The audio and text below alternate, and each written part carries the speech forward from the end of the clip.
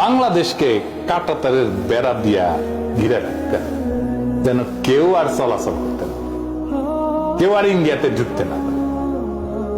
আর বাংলাদেশি দেখে মারতে হবে গুলি কইরা মাঝে মাঝে, তাহলে বাংলাদেশিরা ডরে আর বর্ডারের দিকে যাবে না, কষ্ট করবে না, তাই না? বুঝাও তো, সমস্যা তো মিটে গেল, তাই না? না, মিটলো না, নতুন সমস্যা শুরু হইলো। বাংলাদেশের ওই পারে যে 7টা রাজ্য আছে না, যেগুলোকে 7 সিস্টার্স কওয়া হয়, সেগুলো অশান্ত। এগুলো ইন্ডিয়ার সাথে জুড়ে আছে চিকেন নেক নামের একটা ছোট্ট জায়গা দিয়ে, এটা দিয়া ওটা যদি চীন সেটা ধরে তাহলে শেষ। আর ওই চিকেন নেক দিয়ে কিছু পাঠাইতে হলে মেনা টাইম লাগে, তো সেইখানে খাদ্য সাপ্লাই, সামরিক সরঞ্জাম দ্রুত পাঠানোর সবচেয়ে ভালো রাস্তা হচ্ছে বাংলাদেশের মধ্যে দিয়া, সরাসরি বরাবর। তুমি একজনকে ঘিরে রাখবা কাঁটাতার দিয়া, নদীর পানি কাইরে নিবা, মানুষ মারবা, কাঁটাতারে ঝুলাই রাখবা, আর ওই দেশের মধ্যে দিয়ে ট্রানজিট নিবা। এটা হইতে দেবে কোন সরকার? দেবে না। যদি সেই সরকার জনগণের হাতে নির্বাচিত হয়, তাইলে এই কাজটা পাইতে হইলে বাংলাদেশে এমন সরকার চাই ইন্ডিয়া, যারা গণধিকৃত, জনগণের সাথে সম্পর্ক নাই, জনগণের ভোটেরও দরকার নাই, তারা হয়ে উঠবে স্বৈরাচার। তারা যদি জনপ্রিয় দল হিসেবে ক্ষমতা আসেও, তাও তারা একসময় স্বৈরাচার হয়ে উঠবে, কারণ তারা দেশের স্বার্থ বিরোধী চুক্তি করে ভারতকে ট্রানজিট দিবে।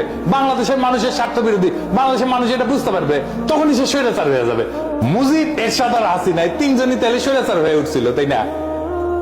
আর এই তিনজনকে উৎখাতে অভ্যুত্থান আর বিপ্লব লাগিয়েছিল। ভারত জানে যে তার ট্রানজিট বাংলাদেশের মধ্যে দিয়ে এক সময় জয় বাংলা হয়ে যাবে। হয়েছে তো, এখন তার ট্রানজিট নাই, তাই তার বিকল্প দরকার। কি সেই বিকল্প? আপনারা দেখেছেন নাই নিউজটা, যে বাংলাদেশকে এড়ায় 7 সিস্টার্স কে যুক্ত করতে নতুন প্রকল্প ভারতের, দেখেছেন না? এটা নতুন প্রকল্প না, এটা অনেক পুরানা প্রকল্প। আর এই প্রকল্পের সাথে যুক্ত আছে রোহিঙ্গা সমস্যার একটা গুরুত্বপূর্ণ সূত্র। আসেন সেই ষড়যন্ত্র, কূটচক্র আর ভারতের ইসলাম বিদ্বেষের রাজনীতির এক অন্ধকার অধ্যায় আপনাদেরকে পরিচয় করাই দিই। রোহিঙ্গা সমস্যা চালাইয়া বুঝে যাবেন, আর কোনোদিন সমস্যা হবে। এই যে রোহিঙ্গা বিতরণ করলেন, এটা একটা উন্নয়ন প্রকল্পের আড়ালে একটা জাতিগত নিধন জায়েজ করে তোলার প্রকল্প, যার নাম Kaladan multi model transit transport project, সংক্ষেপে কালাদান প্রকল্প। কাগজে কলমে এটা একটা ট্রান্সপোর্ট করিডোর, কিন্তু বাস্তবে এটা একটা রক্তাক্ত করিডোর, যেখানে রাস্তাঘাট বানাইতে মানুষের বসতি ধ্বংস করা হয়েছে। শুধু যে মানুষ তা না, একটা জাতিকে ধ্বংস করা হয়েছে। কালাদান প্রকল্পটা কি? কালাদান প্রকল্প হলো ভারত আর মায়ানমারের মধ্যে যৌথভাবে বাস্তবায়িত একটা মাল্টি মডাল, মানে বন্দর, নদীপথ, সড়ক, এই তিনটা মিলা একটা যোগাযোগ ব্যবস্থা। এর মূল উদ্দেশ্য হলো ভারতের উত্তর পূর্বাঞ্চল, মানে 7 সিস্টার, বিশেষ করে মিজোরামকে ভারতের মূল ভূখণ্ডের সাথে বিকল্প রুটে যুক্ত করা। মানে বাংলাদেশের ভিতর দিয়ে ট্রানজিট যদি বন্ধ হয়ে যায়, তাহলে সে যেন এই বিকল্প পথে পণ্য, সামরিক সরঞ্জাম পাঠাইতে পারে 7 সিস্টার্সে। এদিক দিয়ে পাঠালেও শিলিগুড়ি করিডোর বা চিকেন নেক দিয়ে পাঠানোর সাথে কম টাইম লাগবে, কম খরচ লাগবে। তো কোথায় কোথায় দিয়ে যাবে, এটা সে ম্যাপে অ্যানিমেশন করে দেখান না। ওই যে কলকাতা থেকে সিট্টুয়ে সমুদ্র পথে যাবে, হ্যাঁ, মালটা, তারপরে সিট্টুয়েতে নামবে।